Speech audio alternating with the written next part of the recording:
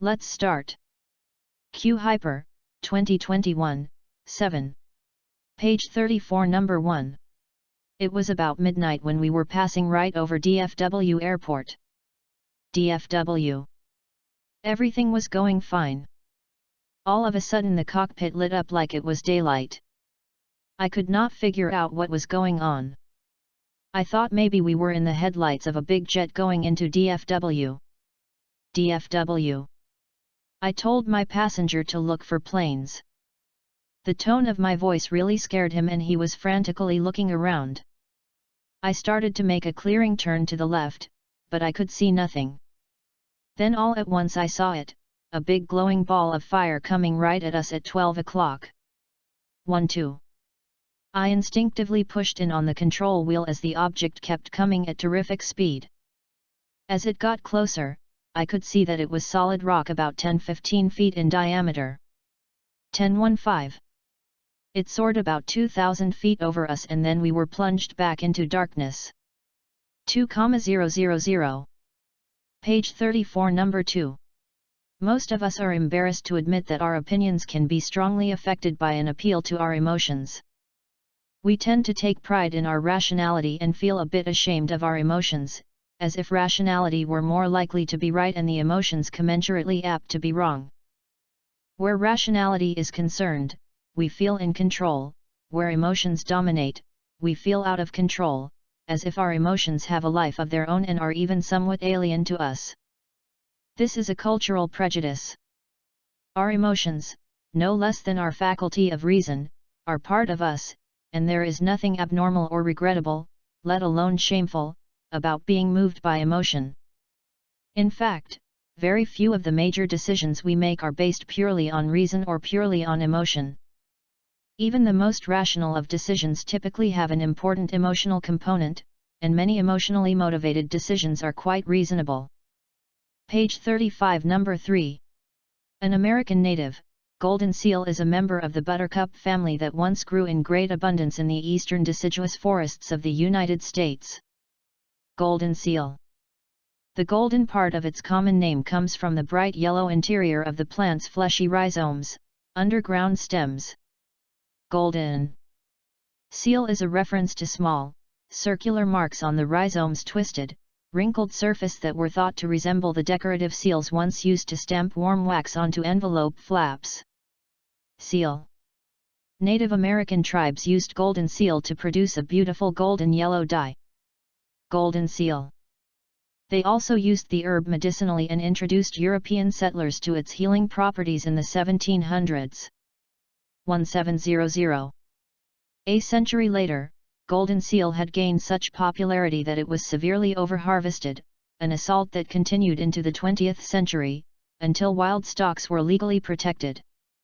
Golden seal, 20. Now cultivated, but still scarce in the wild, golden seal is a top-selling herbal supplement marketed to aid digestion, to treat infection, and to boost the immune system. Golden seal. Page 35 Number 4. Companies that inspire, companies that command trust and loyalty over the long term, are the ones that make us feel we're accomplishing something bigger than just saving $1. 1. That feeling of alliance with something bigger is the reason we keep wearing the jersey of our hometown sports team even though they have not made it to the playoffs for 10 years. 10. It's why some of us will always buy products from a certain brand over other brands, even if the brand isn't always the most affordable choice. Whether we like to admit it or not, we are not entirely rational beings. If we were, no one would ever fall in love and no one would ever start a business. Faced with an overwhelming chance of failure, no rational person would ever take either of those risks. But we do. Every day. Because how we feel about something or someone is more powerful than what we think about it or them. Page 36 Number 5. If leadership ability is inherited, the selection and recruitment of managers as potential leaders would only focus on the candidate's parents and ancestors, evidence of work experience would not be valued. Moreover, if leaders are born and not developed, then high-performing people would always emerge regardless of the business context, their management ability or the company's willingness to recruit and select well, or coach, mentor, train, develop and evaluate employees. Furthermore, attempts to improve performance would be a wasteful exercise. Such an idea should not be taken too seriously, so why, then, have I mentioned it? Simply because, in my experience, some managers manage their people based on this idea, and it prevents them from applying the person management skills and techniques that lead to improved performance. I feel that it is far better to accept that the work environment, including management action, shapes people's behavior and abilities, and that every manager can improve the way they manage people regardless of innate characteristics. Page 36, number 6. Customers like email because it's easy to use and it gives them immediate access to organizations. Most of the time, customers receive an automated response indicating that their email has been received and stating when they can expect to get a response. However, even automated responses need to be phrased appropriately. Some years ago, a clothing company used to send out an automated reply that read, "While we cannot get back to you personally, we do appreciate your input." That response didn't provide much satisfaction or a feeling of connectivity. Researchers Judy Strauss and Donna Hill, in one of the first major studies covering consumer complaints sent by email, found that less than half, 47%, of the firms studied created higher customer satisfaction with their in-kind email responses. Judy Strauss, Donna Hill, 47. They found that simple things make a difference. This included a fast response, an email that addressed the specific problem, and an email that was signed with a real person's name. Page 37, number 7. Emotion seems to assert itself most powerfully in the realms of mass media entertainment.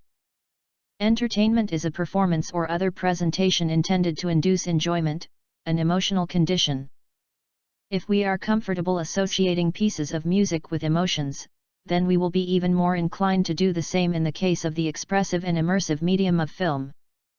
According to film theorist Annabelle Cohen, emotion characterizes the experience of film, as it does the experience of music. Annabelle Cohen.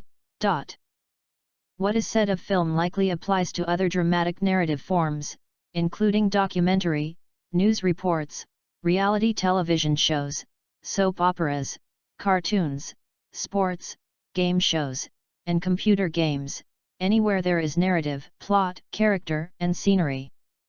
This is where emotion creeps into almost every corner of design and creative production, through the back door via the mass media. Page 37, number 8. In a study, researchers examined the breaks taken by instructors at a cheerleading camp. Each of the instructors carried a palm-sized personal computer, and was beeped randomly throughout the day. Whenever the instructor was beeped, he or she responded to questions on the computer regarding any breaks taken since the last session. The authors coded breaks as respites if they involved napping, relaxing, or socializing.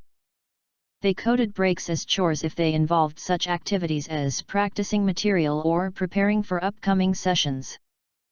The researchers videotaped instructors performing their jobs, and raters judged the extent to which the instructors appeared energetic, enthusiastic, alert, and sincere, i.e., demonstrated positive emotional displays. The results showed that taking breaks characterized as respites was associated with higher ratings of positive emotional displays, whereas taking breaks characterized as chores was not related to the instructor's performance. In addition, instructors reported more positive emotions when taking respite breaks, but reported more negative emotions when taking chore breaks. The above study shows that breaks characterized by detachment from primary work tasks will aid in the restoration of energy levels needed for performance. The end. Good job.